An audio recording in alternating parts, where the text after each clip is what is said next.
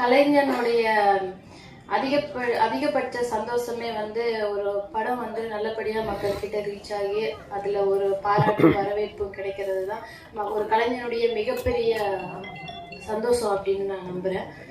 ஆனால் இப்போ நிறைய படங்கள் வந்து தியேட்டருக்கு வர்றதுக்கே ரொம்ப கஷ்டமாக இருக்குது. ஒரு வாரத்தில் நிறைய படங்கள் ரிலீஸ் ஆகுது, நிறைய படங்கள் காணாமல் போயிடுது.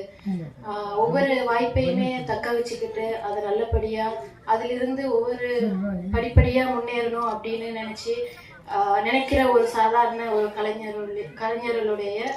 கலைஞர்களில் நானும் ஒருத்தி. அந்த வகையில் வந்து எனக்கு இந்த வாய்ப்பு எப்படி கிடைச்சது அப்படின்னா, நான் ஒரு 3ஆம் மனிதன் அப்படின்னு சொல்லி ஒரு படம் பண்ணியிருந்தேன் பாக்யராஜ் சார் கூட. அதில் ஒரு ஹீரோயினாக ஒரு கதாபாத்திரம் நான் ஏற்று நடித்தேன். அது கூட ஒர்க் பண்ணின ஜேபி சார் வந்து அங்கே இருக்காரு. ரொம்ப நன்றி சார். அதே படத்தில் அதே பாதி